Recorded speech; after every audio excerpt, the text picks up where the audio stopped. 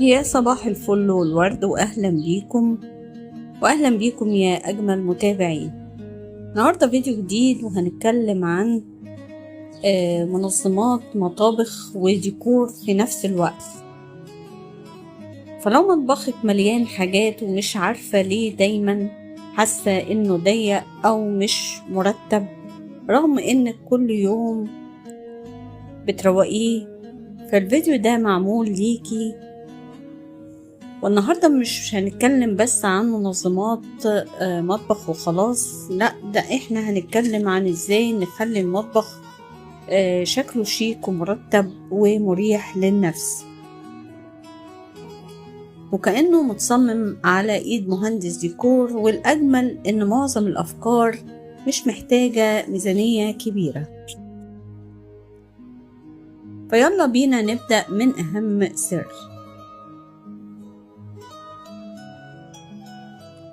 عايزة أقول حاجة في البداية، إن المطبخ الفخم مش معناه مطبخ كبير. المطبخ الفخم هو مطبخ كل حاجة فيه ليها مكان. فأول حاجة خلونا نتكلم عن منظمات الأدراج. فناس كتير بتفتح الدرج بتلاقي المعالق متداخلة مع المضارب مع فتاحة العلب مع الأكياس الصغيرة والمشابك، والدرج فوضوي. الحل هنا ان احنا بنستخدم منظمات الادراج المقسمة. فقسمي الادوات حسب الاستخدام. طبعا اعملي جزء للمعالق والشوك وجزء الادوات الطبخ الكبيرة وجزء للفتحات والادوات الصغيرة.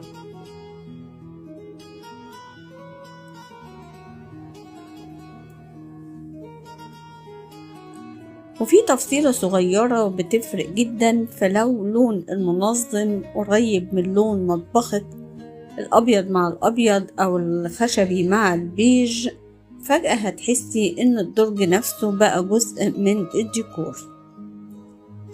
نروح لسر تاني بيخلي المطبخ يبان أغلى، وهي برطمانات التخزين. لكن مش أي برطمان والسلام، اختاري برطمانات موحدة في الشكل حتى لو الأحجام مختلفة. حطي فيها المكرونة والعدس والرز والسكر والشوفان والبقوليات، وحاولي تحطي استيكرات صغيرة بأسماء الحاجات. هتحسي انك فتحتي مطبخ من صور المجلات. وفي تجربة ناس كتير بتلاحظها ان اول ما بيشوفوا المكونات قدامهم بشكل مرتب بيستخدموا الاشياء القديمة قبل ما يشتروا جديد وينسوه داخل الدولاب.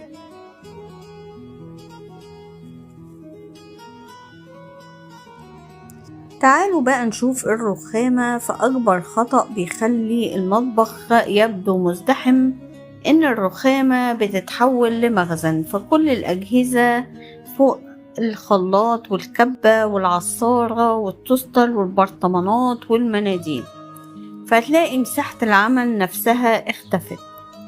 لكن اعملي قاعدة بسيطة، اللي بيستخدم يوميا يفضل موجود والباقي بيبقى داخل الدولاب متنظم في الدواليب العالية.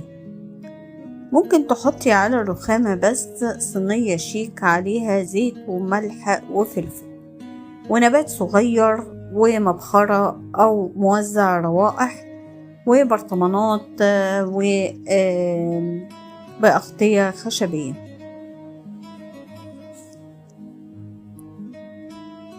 وهنا بقى المطبخ هيتحول من مليان حاجات إلى مطبخ مرتب وفخم. من أجمل الحيل الديكورية استغلال الحائط، فركبي خطافات أنيقة ورفوف خشبية صغيرة وعلاقات للأكواب أو حامل للتوابل. وبكده مش بس وفرنا مساحة، احنا عملنا شكل ديكور كامل.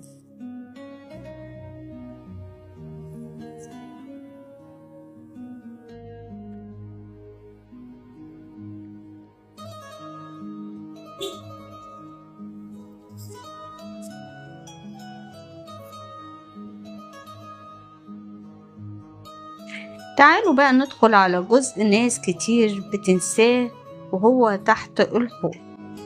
تحت الحوض عند ناس كتير بيكون منطقة للطوارئ، أكياس بقى ومنظفات وسفنج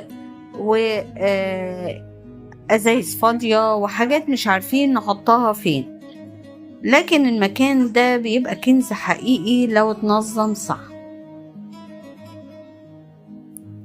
ممكن نستخدم منظم أدوار صغير ونقسمه. الدور الأول بيبقى منظفات يومية، والدور التاني نحط سفنج احتياطي وقفازات وأكياس قمامة، والجزء الثالث الأدوات اللي هي قليلة الاستخدام.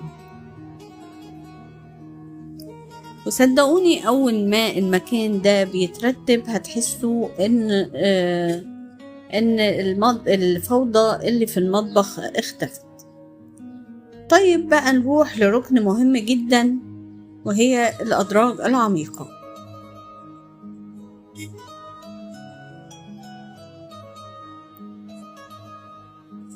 في مطابخ كتيرة الأدراج العميقة بتتحول لمشكلة. بنفتح الدرج بنلاقي حلل فوق بعضها، والأغطية متداخلة، والصواني وأشياء مختفية من شهور. الحل إن احنا حاول نجيب منظمات الأغطية الرأسية، فبدل ما الأغطية بتبقى فوق بعضها وتعمل حرب كل مرة عشان تطلعي واحدة، بنخلي كل غطا واقف لوحده.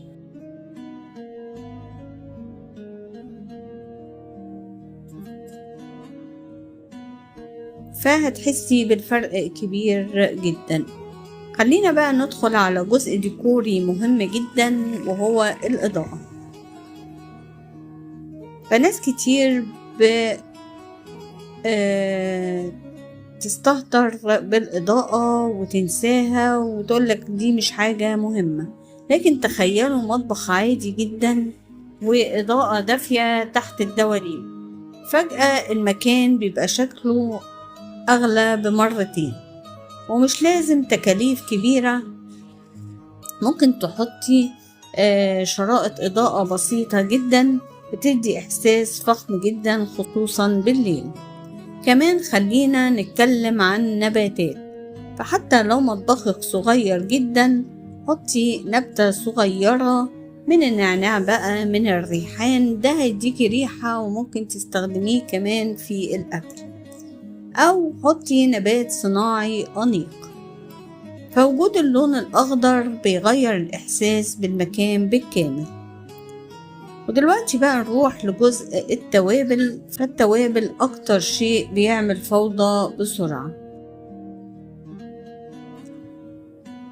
كل شوية علبة كبيرة، علبة صغيرة، أكياس مفتوحة.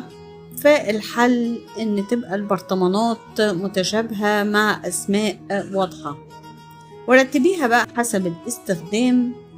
تحطي توابل يومية، توابل للحلويات، خلطات خاصة.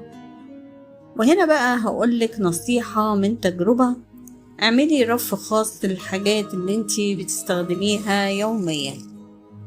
طبعا ملح، فلفل، كمون، زيت، والباقي حطيه داخل الدولاب.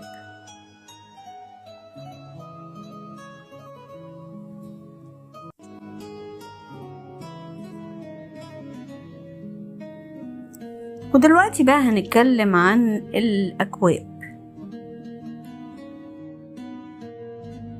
طبعا الأكواب بتبقى عددها كتير جدا وممكن تعمل فوضى، وأحيانا بنشتري أكواب لأنها حلوة ونلاقي بعد فترة إن عندنا مجموعة ضخمة من الأكواب. فالحل إن احنا بنعمل ركن القهوة أو المشروبات. نحط صينية صغيرة عليها أكواب متشابهة، برطمان سكر، برطمان قهوة، ملعقة خشبية صغيرة، ونبات بسيط. ففجأة ركن صغير بيتحول لديكور كامل. وبعد كده بقى نروح لركن الأجهزة الكهربائية، وفي قاعدة مهمة جدا: مش كل جهاز لازم يعيش على الرخامة. اسألي نفسك كم مرة بستخدمه، كل يوم ولا كل أسبوع ولا كل شهر؟ فالأجهزة اللي بنستخدمها يوميا ممكن تفضل موجودة، أما الأجهزة الموسمية بتدخلها في وحدة التخزين الخاصة.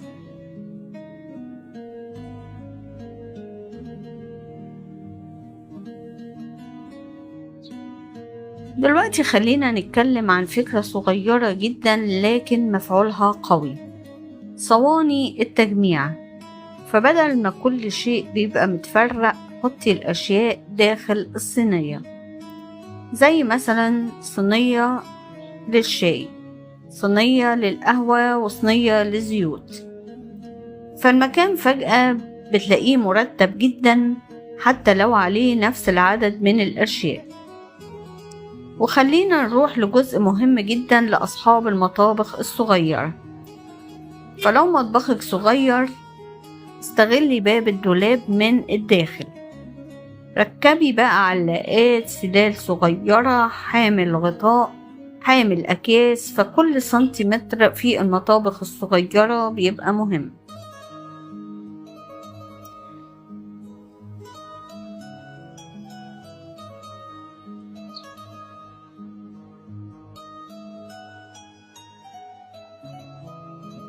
النصيحة التانية بقى اللي هو استغلي الزوايا. فالزوايا دايما بتضيع، فممكن نستغلها بان احنا نحط رف دوار، منظم دائري، وحدات ركنية. وهنا بقى هتكتشفي مساحة مش هتتخيليها. خلونا نتكلم عن أكبر غلط بيجعل المطبخ يبدو مزدحما: إن احنا بنشتري منظمات كتيرة بدون خطة.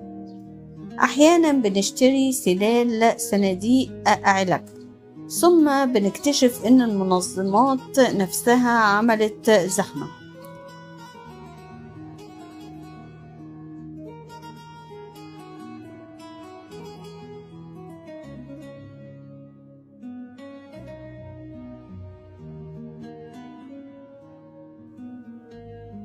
القاعدة هنا إن احنا نشتري المنظم بعد تحديد استخدامه، مش العكس.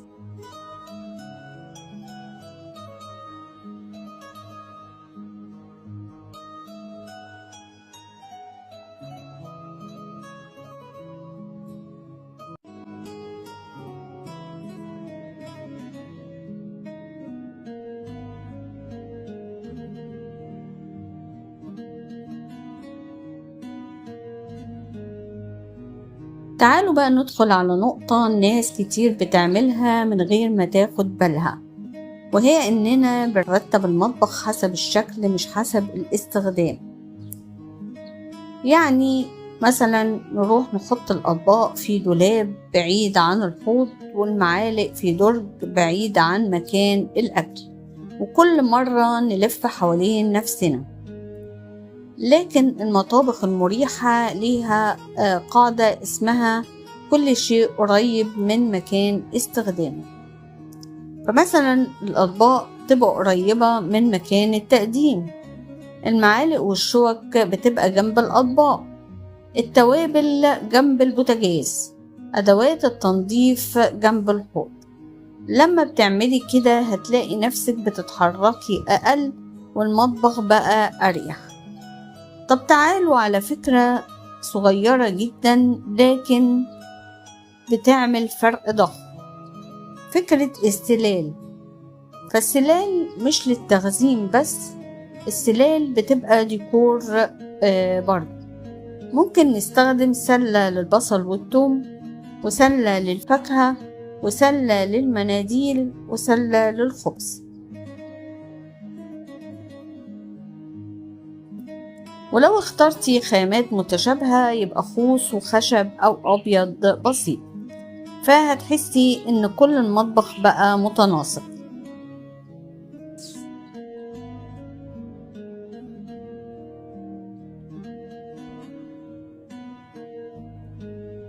ودلوقتي بقى خلينا نتكلم عن التلاجة. فالتلاجة عند ناس كتير بعد يومين بتتحول لمفاجآت، علب مفتوحة وأكياس وحاجات ناسينها من أسبوع. فالحل إن احنا نعمل تقسيم للتلاجة للمناطق. الرف الأول هنجيب أكل جاهز، الرف التاني ألبان، الرف التالت خضار مقطع. الأدراج بقى بتبقى خضار وفاكهة. وفي تجربة ناس كتير بتلاحظها، أول ما الأكل يبقى ظاهر ومرتب الهدر بيقل جدا.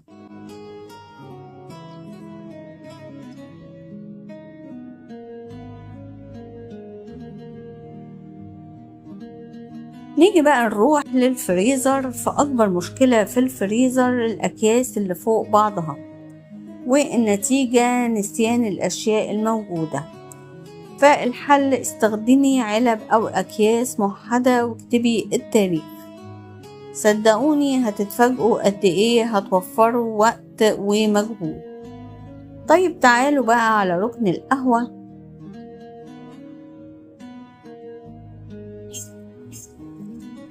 فحتى لو مش من محبي القهوة، فكرة وجود ركن صغير للمشروبات بيبقى شكلها جميل جدا. حطي مكنة قهوة أو غلاية، أكواب متشابهة، برطمانات صغيرة، نبات، صينية بسيطة، وفجأة ركن صغير جدا بيعمل إحساس فخر. ودلوقتي خلينا نتكلم عن سر من أسرار المطابخ الهادية بصريا. بنقلل الألوان، فمش لازم كل حاجة تبقى لون مختلف. زي مثلا اختاري أبيض وخشب، أو أسود وأبيض، أو بيج وخشب. أما الألوان بتقل المكان بيبدو مرتب حتى قبل الترتيب.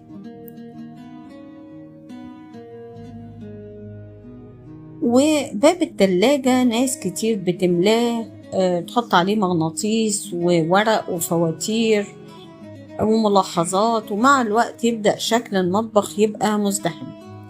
اعملي لوحة صغيرة للملاحظات بدل من تحويل التلاجة كلها لمكان أوراق. ودلوقتي نقطة مهمة جدا، الرخامة آخر اليوم. فقبل النوم ب5 دقايق بس اغسلي الأطباق المتبقية وامسحي الرخامة ورجعي كل حاجة لأماكنها. النتيجة إن الصبح هتدخلي المطبخ براحة مختلفة تماما. وتعالي بقى أقولك على عادة ناس كتير بدأت تعملها. كل شهر بتفتحي دولاب واحد بس في المطبخ، مش المطبخ كله، دولاب واحد، بتخرجي كل الموجود، تمسحيه وبتتخلصي من اللي مش بتستخدميه. لأن المشكلة مش في التنظيم، المشكلة في تراكم الأشياء. وصدقوني أحيانا أول خطوة للفخامة مش شراء شيء جديد، أحيانا بيبقى أول خطوة هي إخراج الأشياء اللي مش بنحتاجها.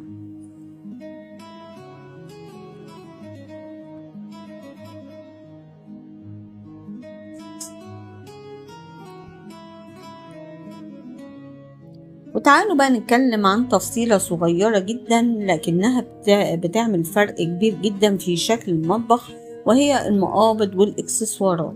فناس كتيرة بتركز على تغيير المطبخ بالكامل، لكن أحيانا بيبقى تغيير بسيط جدا بيعمل شكل جديد تماما، زي تغيير المقابض بتاعة الدواليب، تغيير علاقات الفوط، تغيير علب الصابون، تغيير برطمانات التخزين.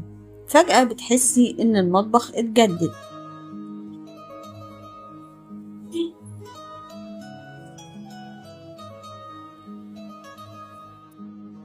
وخلونا بقى نتكلم عن حاجة مهمة جدا، الفوط. فناس كتير بتسيب فوط المطبخ في أي مكان، مرة على الفرن ومرة على الحوض ومرة على الرخامة، وده بيخلي المكان شكله مش مرتب حتى لو كل شيء منظم. فاعملي ركن ثابت، فوطة لليد، فوطة للتنشيف، وفوطة للتنظيف. واهتمي بألوان الفوط، لأن الألوان لما بتبقى متناسقة مع لون المطبخ هتحسي إن حتى التفاصيل الصغيرة بقت جزء من الديكور. نروح لفكرة بقى ناس كتير بدأت تعملها وفعلا فرقت معاها. قاعدة واحد يدخل واحد يخرج. كل ما تشتري قطعة جديدة، كوب جديد، برطمان جديد، طبق جديد، فحاجة قديمة لازم تخرج، لأن أكبر سبب للفوضى مش قلة التنظيم لكن كثرة الأشياء. وخلينا نتكلم عن رفوف الزينة في المطبخ. في ناس أول ما تعمل رف مفتوح بتحط عليه كل حاجة. الرف المفتوح ده ليه قاعدة، بتحط عليه 5 أو 6 قطع بس، زي مثلا نبات صغير، برطمان شيك، كوبين، كتاب بتاع وصفات أكل، شمعة أو قطعة ديكور بسيطة. مش هنحول الرف لمخزن جديد. ونيجي بقى الركن الفاكهة. بدل ما الفاكهة تبقى فيه أكياس على الرخامة، بنستخدم سلة دورين أو حامل معدني أو طبق تقديم كبير، بيبقى شكله لطيف جدا لما بتحطي فيه الفاكهة.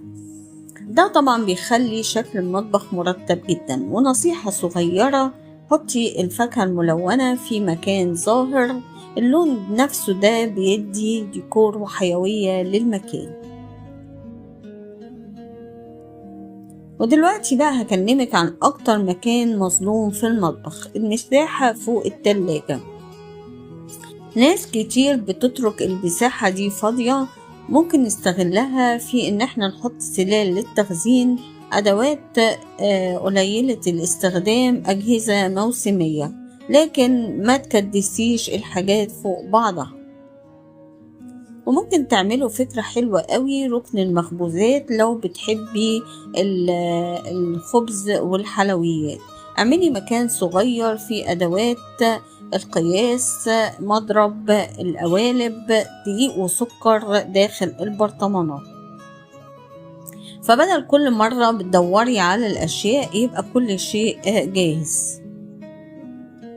وفي حاجة مهمة جدا عايزة أكلمك عليها، الروايح. ممكن مطبخ يكون جميل جدا لكن الريحة بتخلي الإحساس مختلف. فممكن نضيف قشور برتقال مع قرفة، أعشاب عطرية، موزع روايح بسيط، فالريحة بتبقى جزء من إحساس الفخامة.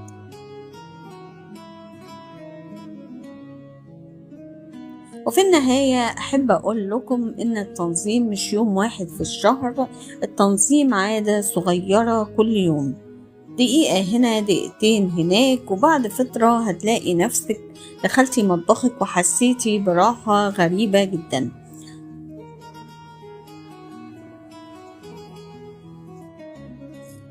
ولو عجبكم الفيديو واستفدتم منه، ما تنسوش تعملولي لايك واشتراك وتفعلوا الجرس وتشاركوه مع أصحابكم عشان يوصل لكم كل جديد في عالم الديكور والجمال والتنظيم. أشوفكم على خير في فيديو جاي. باي باي.